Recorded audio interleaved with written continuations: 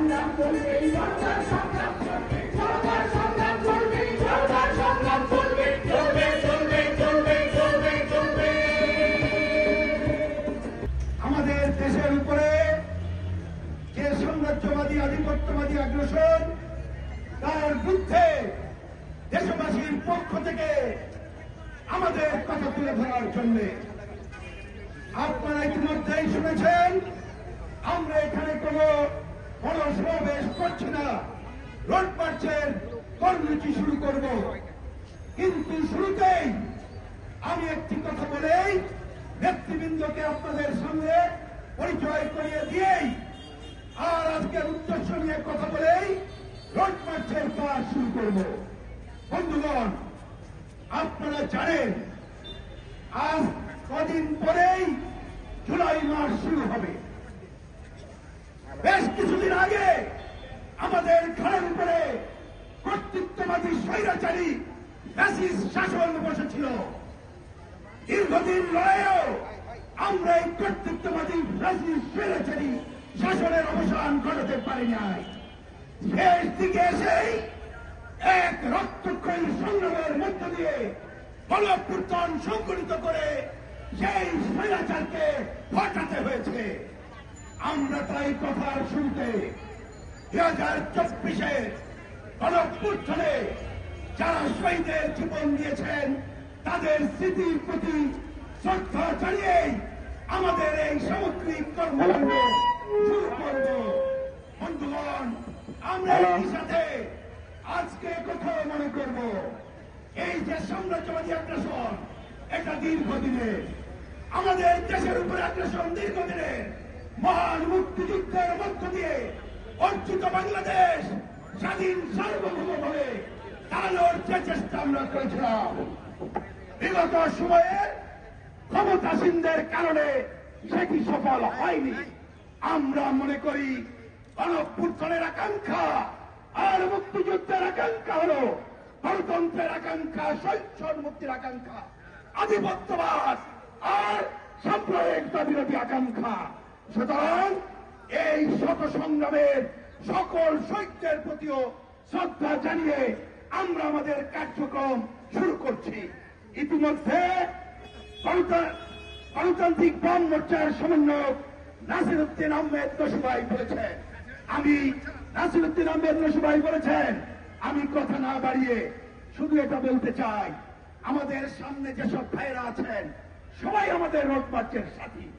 হয়তো আমাকে একটু অন্যায় কাজ করতে হবে, বাইরের সবার নাম বলতে পারছি না, ক্ষমা করবেন।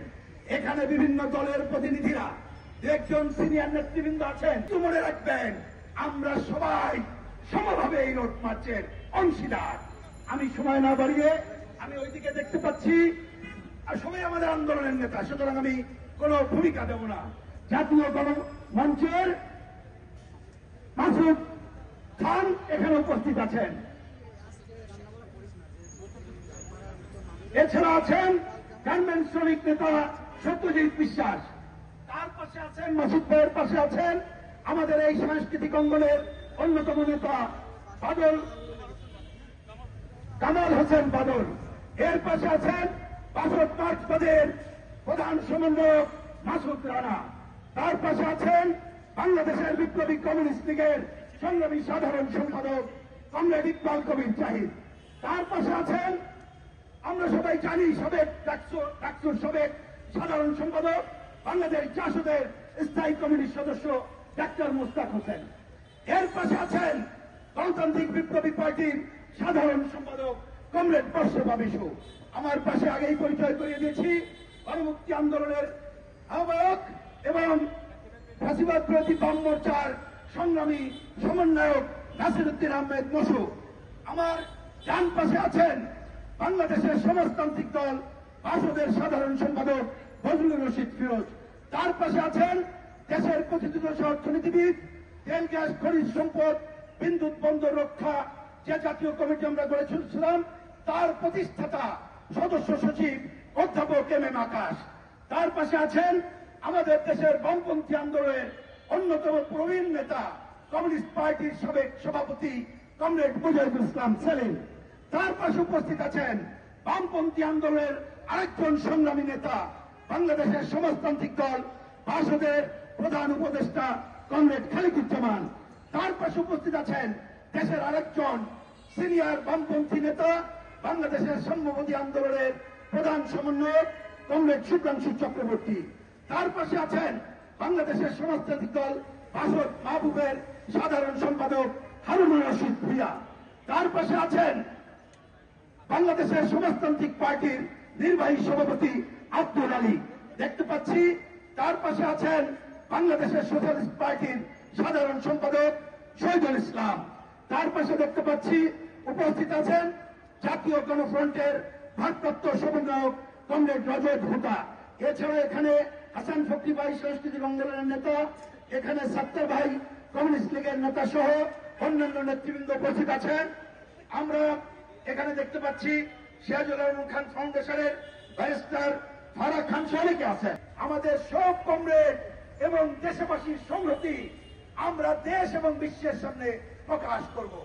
আমি শুরুতে শুধু মনে করিয়ে দিতে চাই আজকে যে রোড মার্চ তার প্রধান দাবিগুলো কি, আমি ব্যাখ্যা না করে শুধু করব যেটা আমরা সংবাদ সম্মেলন তুলে ধরেছিলাম। 1 নম্বর দাবি, নিউ মোরিং টার্মিনাল সহ চট্টগ্রাম বন্দর ব্যবস্থাপনা বিদেশিদের হাতে দেওয়া চলবে না। বন্দরের মাফিয়াতন্ত্র উচ্ছেদ করে দক্ষ ও দুর্নীতিমুক্ত অবস্থা নিশ্চিত করে চট্টগ্রাম বন্দর কর্তৃপক্ষের নিয়ন্ত্রণ প্রতিষ্ঠা করতে হবে। রাষ্ট্রীয় ব্যবস্থাপনায় বন্দর পরিচালনা করতে হবে।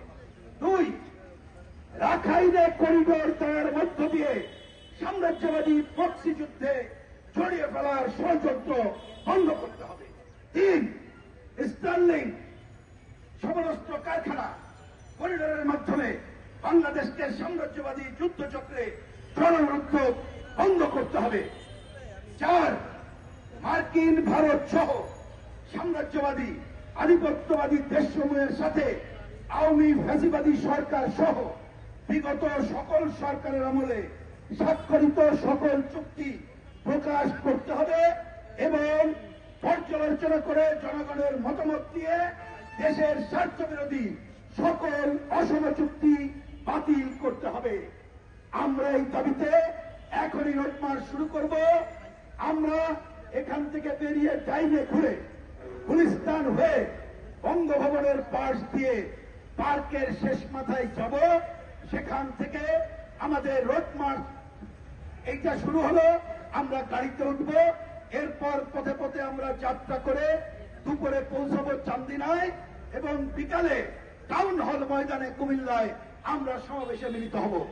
আগামীকাল সকালে ফেনী থেকে আমাদের যাত্রা শুরু হবে। সকাল 9টায় ফেনী শহীদ মিনার থেকে গণমিছিল বের হবে। তারপরে পথে পথে আমরা কর্মসূচি সম্পন্ন করে চট্টগ্রামে প্রবেশ করব এবং বিকাল 5টায় চট্টগ্রাম বন্দরে ঐতিহাসিক সমাবেশের মধ্য দিয়েই আমরা শান্তিপূর্ণ রোড মার্চের কর্মসূচি শেষ করব।